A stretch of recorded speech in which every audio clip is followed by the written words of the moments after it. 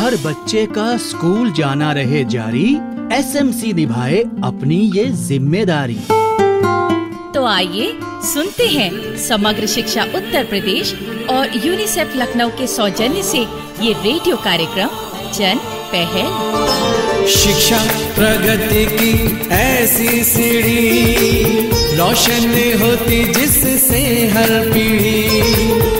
आज माता पिता ने है ठानी, विद्यालय प्रबंध समिति में भागीदारी है निभानी, भागीदारी है निभानी। जन पहल कार्यक्रम की एक और कड़ी में आपका स्वागत है।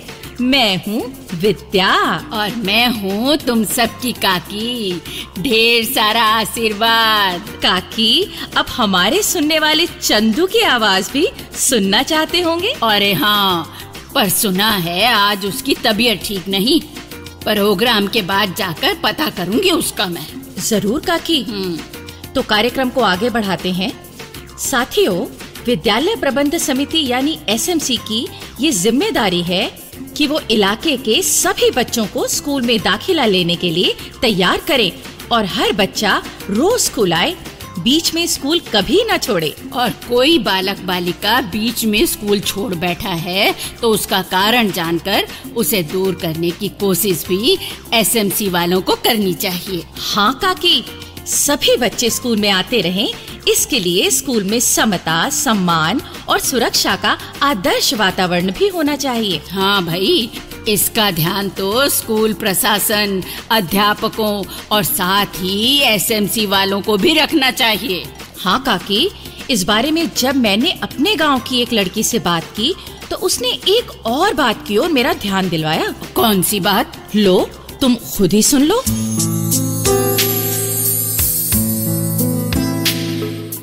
मुझे स्कूल जाना अच्छा लगता है और मैं अपनी पढ़ाई पूरी करूंगी। बीच में ही स्कूल जाना बंद नहीं करूंगी। लेकिन उस दिन मेरी बुआ जी हमारे घर आई तो पूछने लगी, क्यों सविता, तुम्हारे स्कूल में लड़कियों के लिए अलग शौचालय है या कम से कम शौचालय तो है ना? जब मैंने उन्हें बताया कि हमारे स्कूल में लड़कियों के लिए अलग शौचालय बनवाए गए हैं तो उन्हें बहुत अच्छा लगा और वो बोली, सविता, तेरी तरह मेरा मन भी पढ़ाई में बहुत लगता था, लेकिन एक आयु के बाद मुझे स्कूल छोड़ना पड़ा क्योंकि हमारे स्कूल में शौचालय नहीं था। असल में ये लड़कियों के लिए सुविधा की ही नहीं, लोक लाज और मर्यादा की भी बात है। मैं सोचने लगी कि अगर बुआ की ही तरह मुझे भी इस कारण से स्कूल छोड़ना पड़ता तो, पर नहीं, हमारे स्कूल में तो ये सुविधा है, फिर मैं स्कूल जाना क्यों बंद करूं?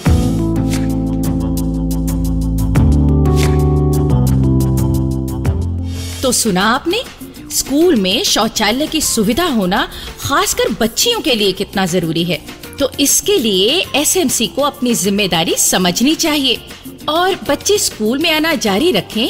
इसके लिए एसएमसी को और कौन सी बातें पूरी करवानी चाहिए, आइए ये जानते हैं हमारी आज की नाटिका को सुनकर।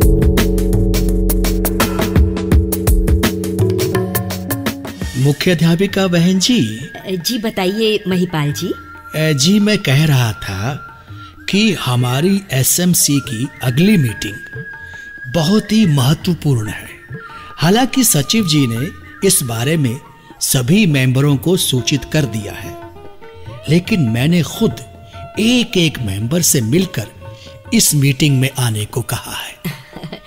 महिपाल जी, आप एसएमसी के अध्यक्ष हैं। जी। जब आप कहेंगे तो सब मेंबर जरूर मीटिंग में आएंगे। असल में मैं खुद भी आपसे इस मीटिंग के बारे में कुछ बात करना चाहती हूँ। जी हाँ बहन जी, कहिए। इस मीटिंग में एसएमसी को विद्यालय विकास योजना यानी डेवलपमेंट प्लान के बारे में कुछ फैसले करने हैं। एडमिनिस्ट्रेटर साहिबा, क्या मैं अंदर आ सकता हूँ? अरे डॉक्टर साहब, आप आइए ना, आपको भला पूछने की क्या जरूरत है? जी शुक्रिया। कहिए, हमसे क्या काम आन पड़ा आपको? मैं आपका कुछ समय लेना चाहता हूँ बहन जी, और ये तो अच्छी बात है कि एसएमसी के अध्यक्ष महिपाल जी भी यहाँ पर ही है। नमस्ते डॉक्टर बाबू। असल में मुझे आप दोनों से ही बात करनी थी। जी हाँ, कहिए डॉक्टर बाबू। आज सुबह आपके स्कूल की 2 लड़कियों को इलाज के लिए हमारे स्वास्थ्य केंद्र पर लाया गया है और वो दोनों सर्दी जुकाम से बुरी तरह परेशान थी। एक की हालत तो इतनी खराब थी कि मुझे उसे अस्पताल भेजना पड़ा। हमारे स्कूल की लड़कियां? जी हाँ, क्योंकि स्कूल के 2 कमरों की छतें अभी भी कच्ची हैं और परसों जो तेज बारिश हुई थी ना, उसमें वो छतें टपकने लगी जी। और बच्चे भीगते रहे।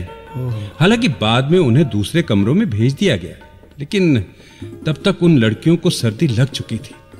हमें इस तरह ध्यान देना चाहिए। महिपाल जी, ये अच्छा नहीं हुआ। हम अभी विद्यालय विकास योजना की बात कर रहे थे, तो एसएमसी को ये छतें पक्की करवाने की बात भी उसमें शामिल करनी चाहिए। और फिर यही क्यों बहन जी, स्कूल के एक तरफ अभी भी पक्की दीवार नहीं है, सिर्फ झाड़ झंखाड़ों से स्कूल की सीमा तय की गई। पिछले हफ्ते एक बच्चा उन झाड़ियों में फंसी अपनी गेंद लेने गया तो वहां उसे एक कीड़े ने काट खाया।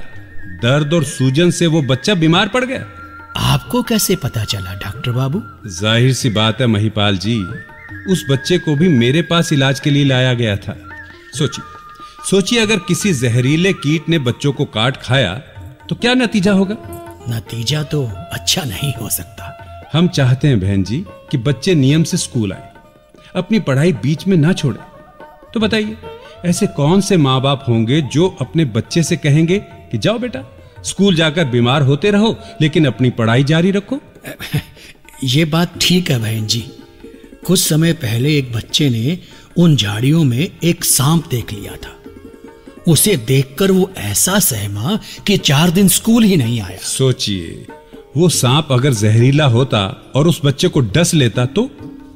जी हाँ, इन कमियों की वजह से कोई भी बच्चा पढ़ाई पूरी होने से पहले ही स्कूल छोड़ सकता है। तो बहन जी, फिर हमें स्कूल की एक तरफ की वो दीवार भी पक्की करवानी चाहिए। और एक बात और जी, बच्चों को स्कूल में दोपहर का भोजन मुफ्त मिलता है। जी हाँ। और ये सच है कि बच्चों के रोज स्कूल आने का एक कारण ये भोजन भी है। जी हाँ, ये भोजन पौष्टिक होता है और स्कूल में पढ़ाई लिखाई के साथ बच्चों के पोषण की जरूरत भी पूरी करता है। बिल्कुल, लेकिन हमें ये ध्यान रखना चाहिए कि वो भोजन ताजा हो, स्वच्छ सामग्री से स्वच्छता पूर्वक तैयार किया जाए और स्वच्छता पूर्वक ही परोसा जाए। नहीं तो कोई भी बच्चा ये भोजन खाकर बीमार पड़ सकता है। डॉक्टर बाबू, कम से कम हमारे स्कूल में तो इस बात का ध्यान रखा जाता है। हमने एसएमसी के 2-3 सदस्यों की ड्यूटी इसी काम के लिए लगा रखी है। बाकी आपका बहुत बहुत धन्यवाद डॉक्टर बाबू, आपने इन बातों की तरफ हमारा ध्यान दिलाया। जी, ये तो मेरा फर्ज था। मैं एसएमसी का अध्यक्ष होने के नाते इस बात का ध्यान रखूंगा कि हमारे स्कूल में ऐसी कोई कमी या असुविधा ना हो जिसकी वजह से बच्चे रोज स्कूल ना आए या पढ़ाई बीच में ही छोड़ दें। धन्यवाद महिपाल जी, मुझे आपसे यही उम्मीद थी। असल में हमारे बच्चे स्कूल पढ़ने आए तो हंसते गाते आए और हंसते गाते ही घर को जाए। विद्या बहन, अभी डॉक्टर साहब ने कहा कि बच्चे स्कूल पढ़ने आए तो हंसते हंसते आए और हंसते गाते ही घर को जाएं। लेकिन अगर उन्हें गाने को कोई लोकगीत मिल जाए तो कैसा हो? मतलब अब हम सुनवाते हैं एक लोकगीत। बैलगाड़ी है पिया निराली, चल गाँव की दिखाऊं हरियाली।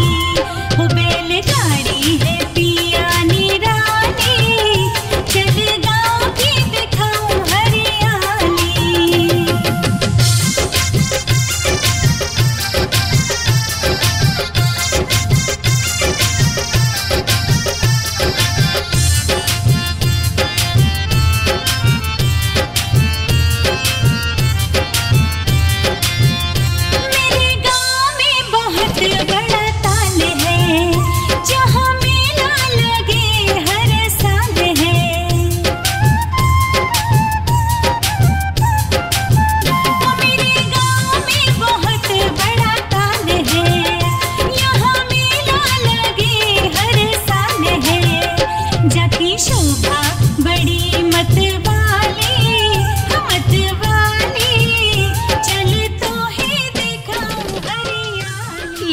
तो हो गया विद्या बहन, अब आप अपनी बात जारी रखो।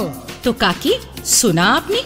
बच्चे नियमित रूप से स्कूल आते रहें, इसके लिए एसएमसी को किन बातों का ध्यान रखना चाहिए? भाई, ये जो पक्की दीवार बनाने की बात कही, तो ये तो इसलिए भी जरूरी है कि कोई बुरी आदतों वाले लोग झाड़ियाँ पार करके स्कूल में ना आ जाएं। वो भी तो स्कूल का माहौल बिगाड़ते हैं। जी हाँ काकी। भाई, खासकर लड़कियों के लिए तो ऐसा माहौल बहुत ही खराब होता है। वो डर सहम गईं तो फिर क्यों आएंगी स्कूल? ठीक कहा काकी आपने। तो काकी, अब हम सुन लेते हैं एक संदेश। मैं शमशरण सिंह, सहायक अध्यापक, प्राथमिक विद्यालय महमूदपुर, क्षेत्र गोसाईगंज, जनपद लखनऊ। मेरे विद्यालय में बच्चों के नामांकन को बढ़ाने के लिए नियमित रूप से एसएमसी का गठन किया गया एवं उसका जो है बैठकें आयोजित की गई, जिसमें प्राथमिक विद्यालय महमूदपुर के बच्चों के गार्जियन जिनको कि शामिल किया गया और उनसे प्रेरणा के फलस्वरूप गांव में भी बच्चों के अभिभावकों से मिला गया, जागरूक किया गया, जिससे कुछ ऐसे बच्चे थे जो कि प्राइवेट स्कूलों में नाम लिखवा रहे थे, उसके बाद घर में बैठ जा रहे थे। उन बच्चों ने भी प्राइवेट में न जा करके प्राथमिक विद्यालय महमूदपुर में नाम लिखवाया। इस तरीके से नामांकन में काफ़ी वृद्धि हुई।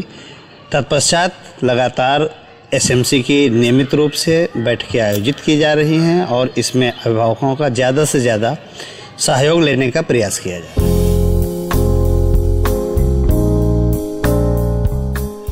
तो बच्चों को स्कूल भेजकर पढ़ाओ और खुद भी समझदार बन जाओ। इस सच्चाई का सबूत स्कूल जाने वाली नन्ही बसंती ने अपनी दादी को दिया। हाँ भाई, जब उसकी दादी नहर में भैंस को नहलाने चली तो वो बोली, दादी, हमारी किताब में लिखा है कि पशुओं को नहर या नदी में नहीं नहलाना चाहिए, ना ही वहाँ मरे हुए पशुओं को बहाना चाहिए और ना ही वहाँ मल मूत्र की गंदगी डालनी चाहिए। ये नदी नहर हमें जीवन देती हैं, तो हम इन्हें गंदा क्यों करें? और काकी, इसी बारे में मुझे अपने स्कूल के बच्चों की एक कविता याद आ गई। अरे तो सुनाओ ना बेटी।